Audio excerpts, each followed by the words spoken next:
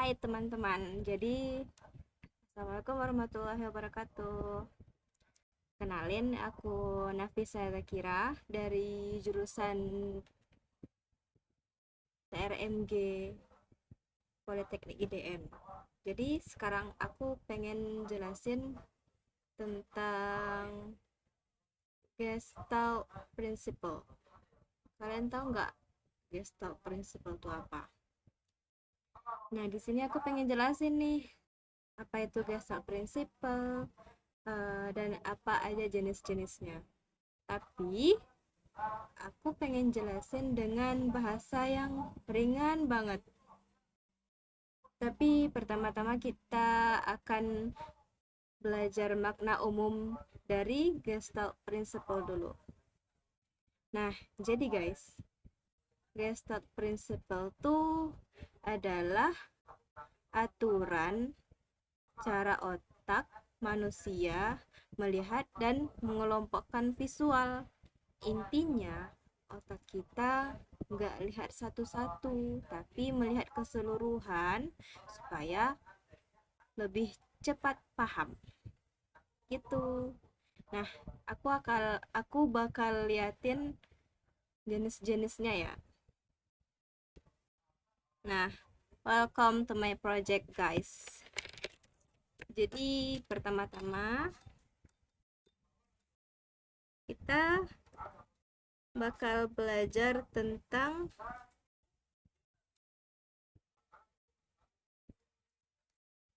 apa sih itu Gestalt Principle. Ini secara ringkasnya ya, yaitu cara otak mengelompokkan dan memahami visual. Gestalt itu artinya keseluruhan, lebih dari jumlah bagian, yaitu awalnya tuh berawal dari psikologi persepsi pada tahun 1920-an. Nah, sekarang udah jadi dasar berpikir nih dalam desain. Gitu, guys. Nah, ini jenis-jenisnya. Pertama, similarity, proximity, terus continuity, closure, figure ground, symmetry and orders, dan pregnance, common region, and common fate. Kita bakal bahas satu-satunya ya, guys. Satu-satu. Nah, ini kita pertama-tama akan belajar tentang similarity atau bahasa Indonesianya kesamaan. Nih, yaitu kalau ada elemen yang mirip, misalnya warna, bentuk, ukuran, atau gaya. Jadi otak kita bakal otomatis melihatnya sebagai satu grup. Contohnya nih, daftar menu dengan warna icon sama dianggap punya hubungan. Jadi kalau misalnya warna icon dan daftar menu warnanya tuh sama, dia bakal dianggap punya hubungan. Gitu, simple gitu aja. Terus atau untuk ini, maka contoh ringannya nih, misalnya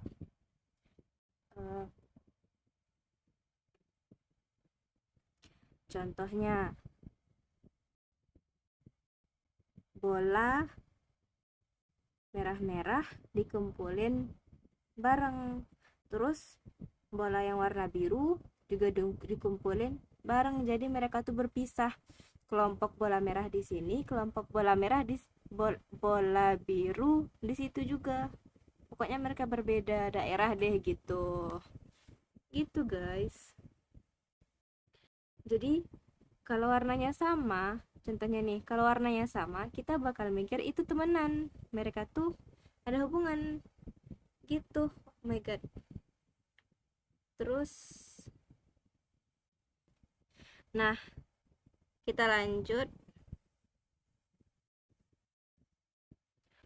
Proximity atau kita kenal dengan artinya kedekatan, yaitu Benda-benda yang letaknya berdekatan akan dianggap sebagai grup. Contohnya, teks dan gambar yang ditempel dekat dianggap saling berhubungan. Nih, makna ringannya. Kalau duduknya mepet, kita kira mereka sahabat gitu. Kalau letaknya berdekatan, mereka akan dianggap sebagai grup gitu. Nah, contoh ringannya, dua boneka diletak dekat, kelihatan kayak pasangan. Nah, gitu guys. Gitu. Lanjut, continuity atau kelangsungan. Mata suka mengikuti alur yang mulus dan tidak terputus. Contohnya nih, desain website pakai pola baca Z atau F supaya orang gampang mengikuti konten. Jadi itu kayak mata kita pasti suka lihat jalan yang lurus kan? Kita gak bakal nyaman lihat jalan yang kayak berkelok-kelok atau bahkan yang putus-putus. Nah, itu dia kelangsungan dalam desain. Contohnya nih, rel kereta yang panjang, kita ikuti terus. Gitu juga dengan jalan raya yang lurus gitu, kita akan mengikutinya. Nggak mungkin kan jalannya lurus kita malah belok kiri, padahal udah jelas jalan itu lurus. Nah gitu, nggak sulit-sulit kok. Next, closure. Closure ini nggak asing kan, tentu artinya penutup. Jadi otak kita bisa melengkapi bentuk yang kurang gitu. Contohnya, logo yang tidak digambar penuh tetap bisa terbaca, seperti logo WWF dengan tanda setengah garis. Jadi maksud ini tuh kayak misalnya ada satu gambar yang bolong, walaupun robek beberapa, kita bakal bisa tebak bentuk aslinya gitu, karena nggak keseluruhan gambar tersebut yang membuat kita nggak bisa memahami dengan sempurna gitu. Kita bisa paham langsung, oh gambarnya ini gitu.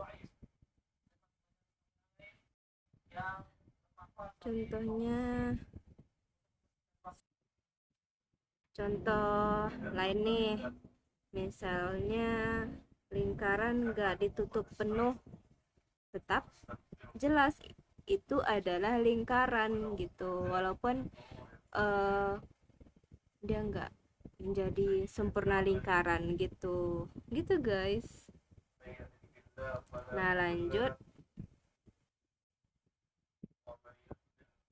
figure ground atau gambar latar, yaitu membedakan objek utama atau figur dengan latar belakang ground.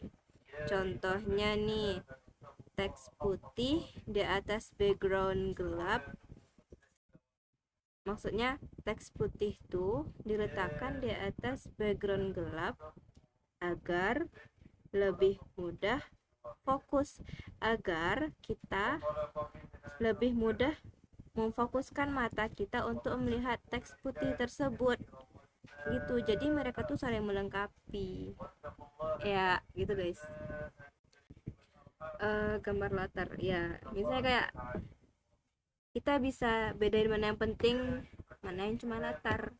Misalnya matahari kuning di langit biru, yang utama tuh matahari gitu kan. Gak ada kan waktu dimana langit itu ngikut warna matahari, ada sih kayak sunset kan, tapi warna langit tuh nggak sempurna mengikuti warna matahari, nggak kan guys? Nah itu figure ground. Nah lanjut, symmetry and order. Simetri dan keteraturan, yaitu manusia kan suka rapi kan, simetris dan seimbang gitu. Contohnya form registrasi yang ditata di grid, ditata menggunakan grid, rapi jadinya, lebih enak dilihat. Nih kayak kupu-kupu, sayapnya yang kiri dan kanan sama kan, kan gak ada kan ya kupu-kupu yang bentuknya tuh kiri besar kanan kecil, kecuali dia emang lecet dari awal gitu, lecet, cacat gitu.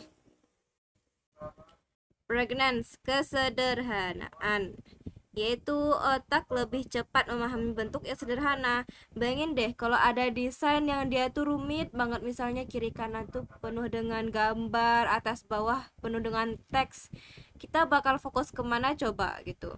Kita bakal lebih nyaman melihat desain yang lebih sederhana, misalnya satu gambar terus teksnya kira-kira diletakkan di tiga tempat gitu, dan kita langsung bisa memahami maksudnya gitu. Oh jadi ini poster film, judulnya ini, tentang ini, penulisnya ini, pemainnya ini, nah gitu doang gitu.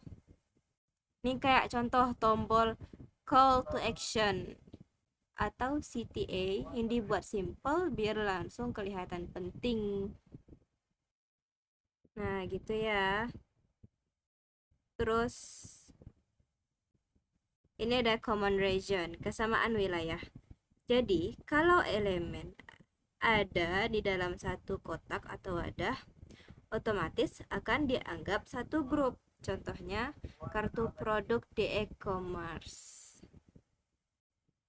Jadi kalau ada elemen, misalnya ada 5 elemen, elemennya berbeda-beda, namun dia terdapat di satu frame, itu adalah satu grup. Biasanya itu akan menjelaskan kayak kalian lihat kan yang di Instagram, misalnya kalian buka Instagram terus ada disarankan gitu kan, tau kan? Nah itu common region, ada profil, terus nama apa ya? Nama bionya apa sih ya itu, terus di bawahnya ada ikuti gitu kan. Nah itu elemen yang berbeda namun dia terletak di kotak atau ada yang sama, itu adalah satu grup itu. Next, common fate, kesamaan gerak. Kalau elemen bergerak bareng, otak menganggap mereka saling berhubungan. Contohnya animasi loading dengan titik-titik yang bergerak bersamaan, tahu kan ya itu namanya common fate, kesamaan gerak. Mereka tuh bareng bergerak ke arah yang sama tapi berurutan gitu. Jadi conclusionnya atau intinya, Gestalt Principles itu cara otak kita menangkap pola visual supaya lebih cepat paham apa yang dilihat. Itu sebabnya prinsip ini banyak dipakai di desain grafis dan UI UX. Dah itu aja guys. Thanks for watching. Assalamualaikum warahmatullahi wabarakatuh.